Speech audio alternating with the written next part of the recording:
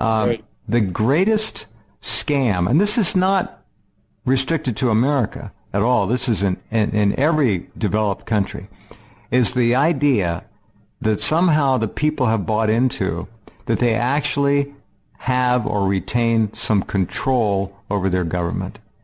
It's a lie. The whole left-right paradigm is a lie. Now, if Donald Trump has done one thing, and he's done a lot of things already, he has shown, as I have said, to Americans, and many of them have got it, thank God, they're not completely gone yet, they got it, that they have been living under the boot heel of a lie, of a career criminally corrupt political process which has no interest whatsoever in serving their needs or the needs of any of the so-called elected members and their constituents. None. This is all about money. It's all interrelated. It's all connected. Well, you're right. It's political theater, and there is something behind it. And I was in a briefing many years ago, and I had some individuals, retired individuals, telling me that, when they worked in associated law enforcement, where they had they had relationships with the FBI coming in supposedly to help train them. Right. This is before they labeled it anti-terror, but basically they walked away with the idea that, and this was during COINTELPRO back in the 60s and 70s, which was quite vicious because, if they wanted to frame somebody, they would put bomb-making equipment in their house when they're gone for lunch, and then when they come home and walk in the door, they'd detonate it and say they blew themselves up trying to make bombs. Or they'd Correct. Yep. Bomb in their car, and then they're driving the street, they blow up and say, yeah, they were taking it to set off someplace. But this is particularly vicious stuff. But the one thing I did learn is that the FBI, it's a RICO criminal organization. Their game is to provoke people to act out and break the law as much as they can, and they have a hard time finding people truthfully. So what they do is they search for people that are mentally ill or retarded. That's useful idiots. Yeah, exactly. But a lot of the Somalis coming in are people that actually have brain tumors or on SSRI or whatever, and then they provoke them and entrap them, and they provide them the weapons, they provide mind control training. But you see, what they do is, their philosophy is make people as bad as you possibly can, dirty them up with drugs. They get the CIA to bring in all the drugs, make people bad, and create a huge crime problem. Then we can justify these huge budgets in D.C. But what their underlying philosophy is, if they're asked, well, aren't you afraid of creating a problem you can't control? This could be turned against you. All these dissidents you're provoking could come in and walk up to you and blow your brains out someday with a 22 short like the mob does. How do you know you're not creating your own future death this way?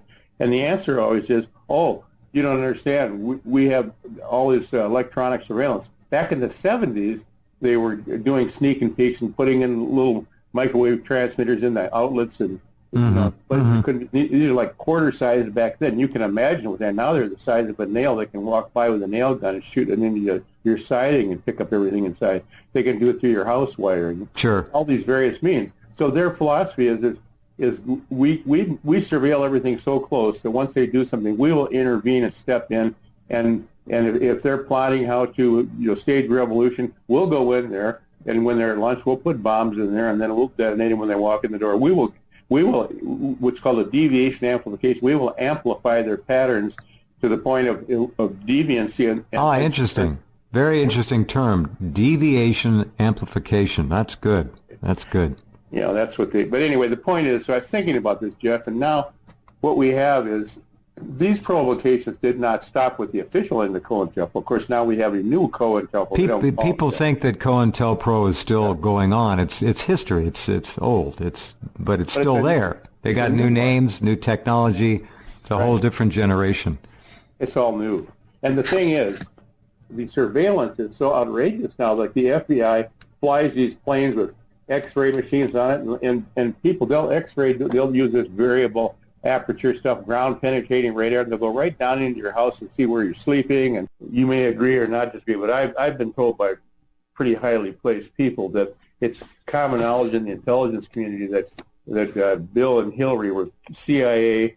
Bill's father was Nelson Rockefeller. Hillary's father was, Rodham from Chicago. Took over the Capone organization, and he was I wouldn't be surprised. Nothing would surprise me. Nothing is left to chance. Okay, that's the most important thing. So to remember. Hugh Rodham, was in the clothing or the garment business with some sort. Anyway, but the bottom line is, so Hillary and Bill's arrange was married. Their case officer, from what I was told, was George Bush Sr. And Bill's reward for covering up the mean Arkansas thing when he was Attorney General, there was to be governor and then president.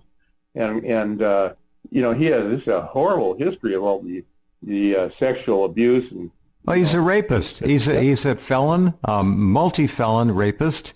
And maybe worse. And look at the Clinton death list. All right, you got about 100 dead bodies. RICO murder. The Clintons are involved. There's no statute of limitation on RICO, and there's, I don't know how many, but there's 139 murders associated with the Clintons. And, something like that. And when Hillary used to throw temper tantrums, like when she was in the Oval Office with Bill and Janet Reno was in there, and the word at the time was that Janet Reno had a nervous breakdown. That's when she started getting Parkinson's-like symptoms. Janet Reno. Yeah, that happened about the time of Waco. Yeah. Could not order an attack on Waco, and Hillary said, "Burn the little bastards, burn them." We put up with this crap long enough, burn them. And Bill went along with it.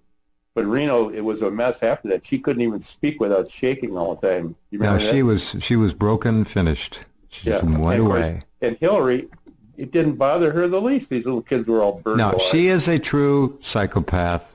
True. And, that word is thrown around far too often now, but maybe not. Maybe not. That's mass murder, Yeah, of course. Genocide, mass murder, whatever. Sure, of course. What are they doing? For God's sakes, what do they do in Iraq? Come on, it's all the same. No, we've had these administrations that stage terror attacks on us, that create all these useless wars of aggression, these illegal, unconstitutional wars. They generate, thousands and thousands of American dead and even more wounded and disabled vets. They give them vaccines that make many of them suicidal and self-destructive. What they're trying to do is kill off all our young people, get rid of all our soldiers, make them sick. They treat them like crap when they come back at the VA. The VA wants to get their guns. So basically, our U.S. government has declared war on the people on behalf of the bankers, and they're doing everything they can to make us all sick, take away our money. Exactly. It's just disgusting.